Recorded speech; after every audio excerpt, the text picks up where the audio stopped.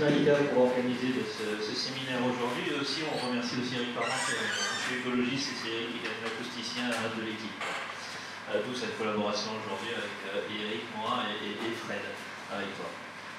Donc je vais vous présenter un petit peu le CRIOB. Donc le CRIOB a été créé en 1971, donc ça fait plus de 50 ans. Donc on est ici.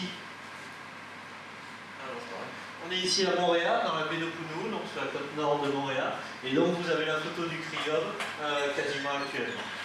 Ici c'est les bassins de crevettes, ça appartient pas au CRIOB, on est sur cette partie-là. Donc je vais vous montrer un petit peu l'évolution de la recherche qu'on a mis en place sur les récifs coralliens de Montréal. Donc tout d'abord, un peu comme ici, mais encore un peu plus que les Caraïbes. Les récifs coralliens, sans le micro, vous m'entendez. Les récifs coralliens, c'est finalement un paysage à couper le souffle. Vous pouvez voir ici des images de la pente externe de Montréal, la baie de Montréal, la côte nord de Montréal et les fameuses plages avec aussi bien des requins, des récifs, des coraux et différents autres poissons et crustacés. Donc c'est un écosystème multiservice. Donc parmi ces écosystèmes multiservices, aussi bien dans les Caraïbes que dans le Pacifique, il a un rôle de construction, il a un rôle de protection et il a un rôle pour la pêche. Donc ça soit aussi bien présent pour la Guadeloupe que pour Montréal. Cependant, comme l'a montré Claude tout à l'heure, c'est que c'est un écosystème soumis à de nombreuses espèces, aussi bien des espèces locaux que des espèces globaux. Et malheureusement, la Caraïbe est plutôt sur une image comme ça. La Polynésie française reste plutôt encore sur une image où l'écosystème est quand même en bonne santé, malgré les différents stress que subit cet écosystème. Et donc le CRIOB, c'est un centre de recherche où on travaille sur les récifs coralliens. On a aussi un outil de vulgarisation et de sensibilisation vers le grand public. Et aussi on a un outil de surveillance du milieu, c'est ce que je vous montrerai aujourd'hui, c'est cette surveillance du milieu que l'on a depuis 1971. Et ces trois fonctions du CRIOB, on les met au service de la recherche, de la société civile et des organismes internationaux comme le CLOSI, Boréal ici. Et pour info, quand même, le CRIOB appartient à l'EPHE, c'est une université, l'école pratique des études, au CNRS, à l'université de Perpignan, et maintenant il y a ces gros IDEX, on appartient aussi à Paris Sciences et Lettres.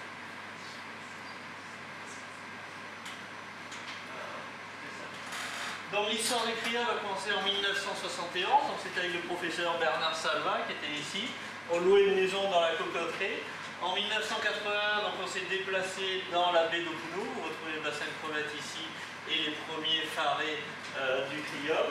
Et aujourd'hui, voilà, on est à plus de 1200 mètres carrés, on accueille plus de 350 missionnaires chaque année sur les récifs coralliens. Notre particularité, c'est de travailler du gène jusqu'à l'homme, mais uniquement récif corallien, on n'est pas sur le terrestre.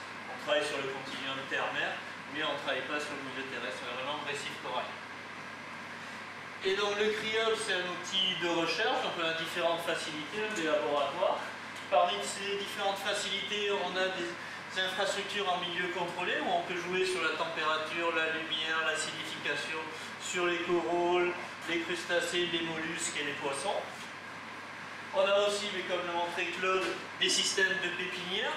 Les pépinières nous servent, nous, pas spécialement à restaurer l'écosystème, mais finalement à travailler sur différentes colonies avec différentes boutures et donc d'éviter de trop prélever dans le milieu naturel. Donc c'est aussi un outil qu'on met à disposition des chercheurs quand ils viennent. On leur dit on a ces boutures qui sont disponibles pour travailler sur les maladies des coraux, par exemple. Et on va créer, c'est en cours de construction, c'est une barge flottante forcément, une barge qui va être un laboratoire flottant plus exactement, et qui va avoir 4 piquets qui va nous permettre d'être surélevé au niveau de la mer, de 50 cm d'eau, et donc de pouvoir amener finalement le laboratoire sur l'écosystème directement, avec les différents capteurs qui pourront directement enregistrer les maladies des coraux, parce qu'on en a parlé, l'oxygène, le pH, donc ça va être le CRIOB qui va pouvoir se déplacer directement dans le milieu naturel. Et donc avec tous ces outils, finalement, on surveille aussi notre écosystème corallien. Et donc on le surveille à différentes échelles. Tout d'abord, on le surveille à l'échelle du lagon. Donc voilà un petit peu un lagon classique en Polynésie française, sur une îlote, il y a les atolls et les îlotes. Il y a le récif frangeant, le chenal, le récif barrière, la crête récifale, la pente externe. Cette partie c'est le lagon, cette partie c'est l'océan, et donc les vagues viennent se casser sur la crête récifale. Le courant sur le récif barrière va de la crête récifale au chenal. Le chenal permet d'évacuer les eaux au niveau des passes. Les passes, c'est une cassure dans la barrière corallienne. Et le récif plongeant, en général, il y a 50 cm d'eau avec un courant assez faible. On fait un suivi aussi à l'échelle de Moorea. Vous avez Tahiti en arrière-plan et Moorea. On fait un suivi aussi à l'échelle de la Polynésie française. Donc on étudie 14 îles de la Polynésie française, c'est les points bleus que vous avez ici. Et on fait ainsi un suivi au niveau du Pacifique, un peu ce que fait Claude ici, mais nous c'est le côté Pacifique, donc le Global Coral Reef Monitoring Network. Le CRIOM est responsable des cercles en rouge. Les Australiens, c'est les cercles en bleu, et les Américains, c'est les cercles en vert. Et tous les 10 ans, tous les 15 ans, un peu comme le livre qui a été fait il y a 2 ans par Jackson, sur l'état de santé des récifs coralliens dans les Caraïbes. Nous, on vient de sortir le même livre sur le Pacifique pour voir l'évolution sur le long terme des récifs coralliens, aussi bien français qu'américains et australiens. Et donc, je vais vous montrer parmi tous ces suivis, donc on a différents types de suivis. On suit les coraux, les poissons, le recrutement des larves de coraux, de poissons, la salinité, tous les différents paramètres. Voilà un suivi qui est assez facile à illustrer. Donc tous les ans, on va sur la côte nord de Moorea, il y a un piqueur d'inox et on met l'appareil photo. Donc voilà l'image, on en a depuis les années 80, mais l'image depuis 2005. Donc en 2005, il y avait 40% de corail vivant, pas de corail, juste de corail vivant. Et notez surtout ces 3 points rouges. Donc on y est retourné tous les ans, forcément. La même photo en 2009. Vous voyez le corail, il est toujours présent ici, mais il est totalement mort. Mais les structures sont toujours vivantes, sont toujours présentes. La même photo en 2010, où à ce moment-là, il n'y a plus du tout une seule colonie corallienne. Donc on était quasiment, pour ne pas dire 0%, à 0,1% de corail vivant. Donc qu'est-ce qui s'est passé en Polynésie dans ces années-là? Donc entre 2005 et 2009, il y a eu la Cantaster, je ne sais pas si elle est ici, c'est une étoile, pas celle-là, pas la Cantaster Atlantique. Elle n'est pas encore arrivée. Elle n'est pas encore arrivée, bon, elle arrivera un jour. Donc c'est une étoile de mer, on appelle ça le coussin de la belle-mer, vous comprenez pourquoi, parce qu'il y a des petits pics, pour la belle-mer c'est agréable. Donc c'est une étoile de mer qui vient sur le corail et elle suce les polypes, c'est-à-dire elle ne détruit pas la structure corallienne, mais en suçant le polype, après forcément vous avez une structure blanche parce que le polype et les algues ont disparu. Donc pendant 5 ans, il y a eu cette Acanthaster planctite. Rappelez-vous les images, donc on était un corail vivant en bonne santé. L'acanthaster est passé. Forcément, on n'a pas pris la photo juste après l'acanthaster, mais les algues se sont développées comme vous l'a expliqué Claude. Donc on a toujours la structure vivante, la structure présente. Et ensuite, en 2010, il y a eu le cyclone Oli. Il y en a moins qu'ici, on en a un tous les 15 ans, encore 20 ans en Polynésie française. Le cyclone Oli qui est passé et qui a totalement détruit les structures mortes. Et on a continué bien évidemment le suivi. Je vous laisse les points rouges, mais finalement les larves de coraux se sont pas installées là où j'ai mis les points rouges. Mais c'est pour vous montrer un petit peu l'évolution. Donc en 2013, on était à 2% de corail vivant. Et en 2018, on est à 81% de corail vivant. Donc une reconstruction très rapide de l'écosystème à Moorea. Vous pouvez noter qu'il y a une différence par rapport à avant, c'est une diversité moindre pour l'instant, c'est essentiellement le Pociopora qui domine, mais c'est lié au recrutement. Cette espèce a plus recruté que des Acropora ou des Porites, mais ça va s'équilibrer au cours du temps. Donc aujourd'hui, on est à 81% de corail vivant. Donc voilà, je vais oublier. Vous pouvez voir les photos en animation.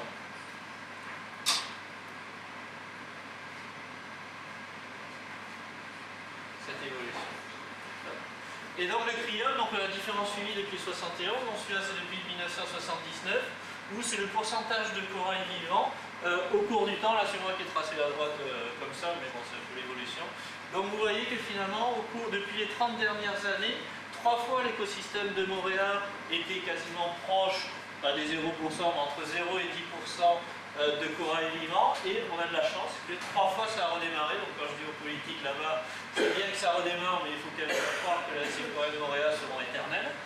Ils sont quand même en bonne santé, mais faisons attention qu'à chaque fois ça redémarre.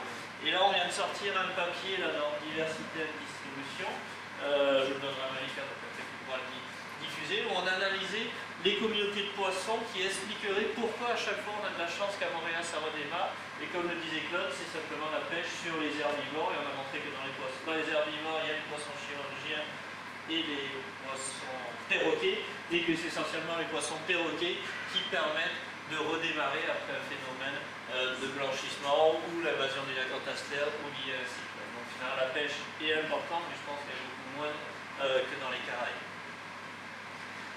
Et vous voyez, donc le suivi que je vous ai montré, c'était sur le site nord de la côte nord de Montréal, mais entre 2005 et 2017, vous voyez que quasiment à chaque fois, on est reparti à un niveau supérieur après la Cantaster et après le cyclone. Et au niveau des boissons, donc ce que l'on montre, c'est donc la scène suivie plus 71 du professeur Romégazin. Et donc il compte les poissons, là c'est sur la pente externe. Et donc, ce qu'on peut montrer, voilà. Ce qu'on peut voir, c'est qu'au cours du temps, il y a de plus en plus de poissons à Montréal. Donc quand on montre ça aux politiques, ils disent ah mais c'est parfait, on n'a pas besoin de prendre des mesures. Cependant, lorsqu'on leur montre l'autre courbe, qui est la densité des espèces commerciales, ben, il y en a de moins en moins. Et les espèces commerciales, en particulier, c'est les poissons herbivores. Donc il faut faire attention de ne pas trop continuer à pêcher. Il y a des aires marines protégées qui sont mises en place sur Montréal et en Polynésie française pour essayer de limiter cette pression de pêche. Parce que comme on l'a vu dans le papier qui vient de sortir, c'est vraiment les herbivores qui permettent à l'écosystème de redémarrer. Et donc parmi tous ces suivis, donc, on fait aussi des suivis avec la composante humaine, sciences humaines et sociales. Et c'est ce qui m'a emmené la collaboration avec Malika, c'est le littoral. Donc on suit aussi le littoral, parce que c'est un enjeu majeur pour l'homme. Donc le littoral, c'est vraiment la ligne de rivage, donc vraiment la frontière entre la mer et la terre.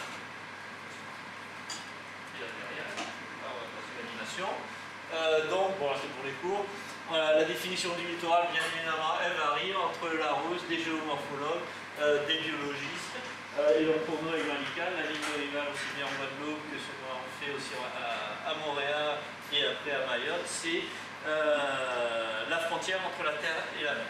Donc c'est vraiment cette ligne de rivage. Et donc tous les 10 ans, à peu près en fonction des sous que l'on a, on fait le suivi de l'île de Montréal. Donc on prend un étudiant qui fait le tour à pied de Montréal, donc c'est 60 km, c'est pas très long, et il note, un pied en kayak, et il note les différentes catégories du littoral. Il note si c'est des rochers, donc je pense que c'est pareil qu'ici. Il note si c'est les plages de sable blanc, si c'est un peu avancé, plage de sable noir, zone herbacée, les mangroves qui sont très peu développées par rapport à ici quand même. On a quelques pieds de palétuvier, le substrat sablo-vaseux et le bicheron. Donc cette méthodologie, on l'a, et les murets, les remblais, voilà, qui est la construction humaine. Et donc cette méthodologie, on l'a démarrée en 1993, après je vais expliquer là. Donc en 1993, on a fait le premier suivi, 2001, 2009 et 2018. Et on a récupéré, parce qu'on vient d'écrire un papier sur cette synthèse, récupérer des images satellitaires de 1977, où là on a fait le même protocole, les mêmes catégories, mais ce n'était pas un suivi à pied, c'était juste par des images satellitaires, mais qui étaient de bonne qualité. Et donc ce qu'on peut voir, c'est qu'on va regarder les résultats en deux fois. C'est les remblais, donc la construction humaine, 12% en 1977. On va faire la somme des deux, considéré ici c'est la plage de sable blanc. La somme des deux nous fait 80%, c'est-à-dire qu'en 77, 80% du littoral de Montréal, des 60 km, étaient des plages de sable blanc, seulement 12% de remblais. Si on regarde en 2009, on est à 55% de remblais et on n'est plus qu'à 30% de plages de sable blanc. Et on va faire la même chose au niveau de différentes îles, Bora Bora, Wainé. On a toutes ces données, donc on va refaire des comptages à partir de quand je rentre. Donc vous voyez qu'en 30 ans, c'est ça, en 30 ans finalement, on est passé de 12% à 55%, c'est uniquement lié au remblai. On avait fait une étude sociologique en 2010, c'était Amato Amambridge qui l'a fait, sociologue, anthropologue de l'équipe, et il a demandé aux gens pourquoi vous avez construit un remblai. Et les gens disaient, mais avant, dans les années 90-2000, parce que ça fait exactement la date qu'ils ont fait la remblai, ou ils n'ont pas dit, ils faisaient le remblai simplement parce qu'ils ne pouvaient plus avoir la plage de sable blanc, parce qu'il y avait des petits débris, pas des plastiques, des algues, des choses comme ça. Ils disaient, voilà, je veux mon remblai, comme ça je mets ma pelouse et je peux mettre mon transat. Et entre les années 2000 et 2009, ils ont dit qu'on a fait des remblais à cause de l'élévation du niveau de la mer. Ça, on ne comprend pas trop. C'est plus parce que ce n'est pas les 2 mm ou 3 mm qui font pour faire remblai. Mais c'est surtout la construction des épis, c'est-à-dire que, comme en Méditerranée, le premier il fait un épi, ça enlève la plage derrière, donc le deuxième il fait un épi et il fait son remblai. Donc voilà un petit peu l'évolution jusqu'en 2009. Et ce qu'on s'aperçoit entre 2009 et 2018, c'est que les remblais ont pas évolué là. On va dire qu'il y a une évolution. parce qu'il y a des lois qui ont été mises à Montréal, et surtout, une fois que vous avez déjà fait 55% du tour de Montréal, après il reste plus beaucoup aussi de plages de sable blanc pour faire des randonnées. Et par contre, ce qui est intéressant, c'est ces résultats. C'est-à-dire que dans la catégorie plage de sable blanc, on avait fait une sous-catégorie qui est plage de sable blanc avec une végétation haute, c'est-à-dire qu'on peut mettre la serviette, le touriste peut mettre sa serviette, et une catégorie où finalement les arbres, la végétation, elle est pieds dans l'eau. Et ce qu'on se rend compte entre 2009 et 2018, c'est qu'en 2009, il y avait 20% de la plage de sable, 20% de plage de sable blanc où on pouvait mettre une serviette, le touriste, et en 2018, on n'est plus qu'à 10%. Et en 2009, on était à 11% de plage de sable blanc avec la végétation haute qui avait les pieds dans l'eau, et on est à 22%. Finalement, l'évolution entre 2009 et 2018, c'est simplement finalement l'érosion de la plage, c'est-à-dire qu'on a perdu de la plage, et donc maintenant les végétaux ont les pieds dans l'eau.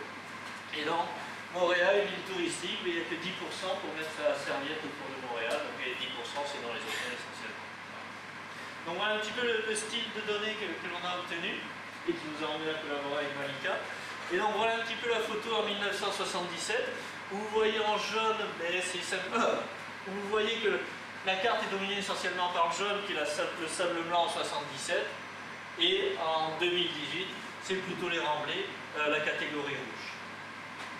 Et donc ce qu'on a fait, on va continuer l'étude, donc on a montré que finalement, il y avait une évolution du rivage, on a voulu voir les intérêts pour la construction, protection et la pêche. Donc en termes de construction, on est allé après faire des enquêtes et on a demandé aux gens finalement, et aussi aux agences immobilières, le prix finalement du mètre carré. Et on se rend compte finalement que la plage de sable noir, donc, pour info, 120 francs ou 100 francs polynésiens, c'est 1 euro. Pour vous donner un ordre d'idée. Donc la plage de sable noir, c'était plutôt inférieur à 15 000, donc c'était peu important. Une plage de sable blanc et un muret, finalement, elle est quasiment le même prix. Là, on est monté jusqu'à 80 000, mais c'était plus lié au site autour de Montréal. Par contre, les murets, c'est 30 000 le mètre carré, si c'est légalisé par le pays. C'est-à-dire qu'aujourd'hui, si vous voulez vendre votre maison et que le muret n'a pas été légalisé, mais vous avez une amende, donc ça réduit finalement le prix de votre terrain. D'où peut-être la non-évolution entre 2009 et 2018 du nombre de remblais autour de Montréal, c'est-à-dire beaucoup de gens ont déjà légalisé les remblais qu'ils avaient. Donc sur la protection, donc on a fait un indice qui est l'indice de vulnérabilité, donc toujours pareil, on a comparé 1977-2008, et donc en 1977 on était à 2.1, et aujourd'hui on est à 3.5, et d'après la publication, si vous êtes entre 1,8 et 3, mais la vulnérabilité est modérée. Par contre, si vous dépassez 3, votre vulnérabilité est augmentée. Donc vous voyez que cet aménagement du littoral fait qu'aujourd'hui, si on a un nouveau cyclone dans les années à venir, mais la vulnérabilité du littoral de Montréal sera beaucoup plus importante que dans le passé. Et ensuite, on a travaillé sur la pêche, c'est aussi une étude déjà qu'on a en cours, c'est-à-dire que... Donc voilà un petit peu l'image de l'île à Montréal. Donc le cycle biologique des poissons, ici c'est pareil, hein, ils se reproduisent, donc, ils sont dans le lagon, ils se reproduisent dans le lagon sur la pente externe, dans les récifs guadeloupéens. Un couple d'adultes émet à peu près, c'est les chiffres généraux, 1 million d'œufs. Cet œuf donne naissance à une larve, cette larve se disperse dans l'océan, au début de façon passive, ensuite elle a des capacités natatoires qui permettent de nager un petit peu à contre-courant. Et ensuite cette larve va venir coloniser une île, donc sur les 1 million d'œufs, vous n'avez plus que 1000 larves, et sur ces 1000 larves, au moment de la colonisation, au moment de l'installation, lorsqu'elles rentrent dans le lagon, il y a une très forte mortalité, il n'y en a plus que 100, et ces 100 vont ensuite recruter au niveau du littoral et donner des adultes entre 1 et 10. Et donc ce qu'on est en train de faire ici, mais aussi à Montréal, c'est de travailler sur l'importance du littoral, car le littoral, finalement, c'est les zones de nurserie des poissons, des crustacés, et dans les poissons même des requins. Et on essaye de comprendre finalement l'impact du littoral, de l'aménagement du littoral qu'il peut avoir sur ces larves de poissons, c'est-à-dire quand elles reviennent, quel va être leur impact, parce que cette petite larve de poisson va devoir choisir un habitat favorable, et forcément, si la plage de sable blanc ou ici les mangroves, elle a un muret, mais la prédation sera beaucoup plus importante. Donc ça, c'est la suite des études que l'on mène ici et à Montréal actuellement. Et donc dans le cadre de la collaboration avec Malika, donc dans le cadre de l'AMEX, aussi le Red Dog, dans le cadre de la Fondation de France, dans le cadre du Georges Loral, c'est la recherche sur le littoral de Polynésie française, de Guadeloupe et aussi de Mayotte. On a rajouté comme ça fait une île française par océan. C'est donc caractériser l'évolution de la ligne de rivage dans différentes îles, des années a priori comme ici, c'est les années 50-60 qu'on a les premières images satellitaires jusqu'à nos jours. C'est étudier l'effet de l'anthropisation du littoral sur les services écosystémiques et aussi sur le recrutement des jeunes poissons, parce que ça c'est mathématique qui me tient à cœur, et des requins. Et les services écosystémiques, c'est aussi dans le cadre des mangroves ou les zones herbacées, c'est les oiseaux aussi que l'on prend en compte. C'est comprendre pourquoi aussi les populations humaines modifient-elles leur littoral. Donc là, en collaboration avec le CREDO, qui est un laboratoire à Marseille, qui sont spécialistes en sociologie et anthropologie, avec Laurent Doucet ou Maël Calandra. Et ça fera le lien après avec Eric et Fred, c'est développer un réseau de suivi participatif avec l'acoustique passive. Et donc pour finir, le CRIOB, mais aussi le LABEX a créé un enseignement à distance pour info. Vous cliquez mania.criob et vous aurez des cours en ligne. Là, je suis en train de rénover le site, mais à partir de septembre, ça sera de nouveau ouvert, qui est accessible aux étudiants, mais aussi aux différents professionnels. C'est gratuit, vous me demandez juste le code. Non, vous m'envoyez juste un email, je vous donne un code et vous avez votre code personnalisé pour suivre un certain nombre de cours sur cette plateforme.